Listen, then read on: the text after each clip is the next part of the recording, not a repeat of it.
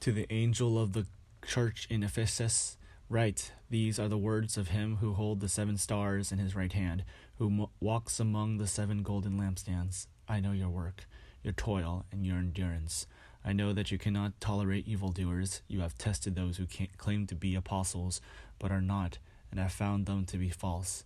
I also know that you are enduring and bearing up for the sake of my name, and that you have not grown weary.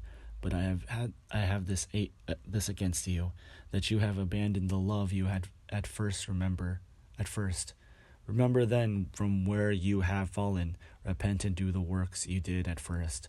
If not, I will come to you and remove your lampstand from its place, unless you repent.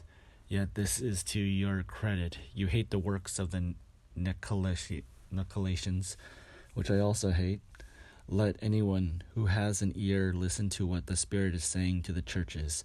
To everyone who conquers, I will give permission to eat from the tree of life that is in the paradise of God. And to the angel of the church in Smyrna write, These are the words of the first and the last who was dead and came to life. I know your affliction and your poverty, even though you are rich. I know the slander on the part of those who say that they are Jews and are not, but are the synagogue of Satan. Do not fear what you are about to suffer. Beware, the devil is about to throw some of you into prison, so that you may be tested, and for 10 days you will have affliction.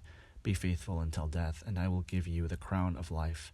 Let anyone who has an ear listen to what the Spirit is saying to the churches. Whoever conquers will not be harmed by the second death. And to the angel of the church in Pergamum write, These are the words of him who was the sharp 2-edged sword.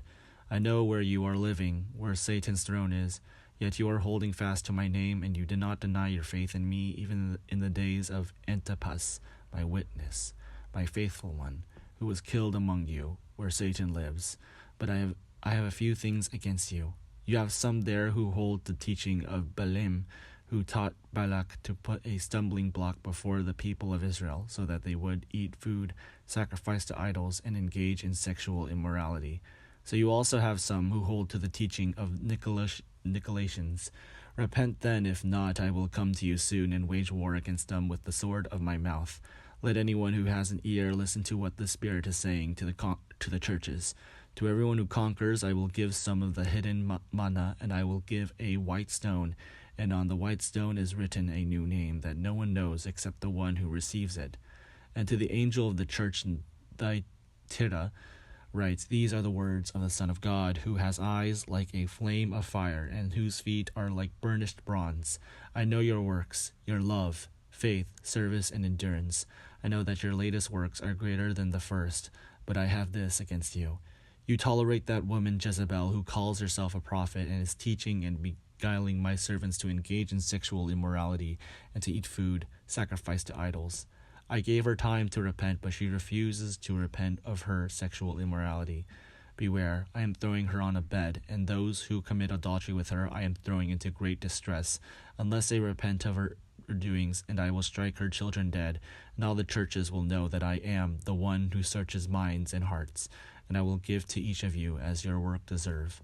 But to the rest of you in Thyatira, who do not hold this teaching, who do not learn what some call the deep things of Satan, to you I say, I do not lay on you any other burden, only hold fast to what you have until I come.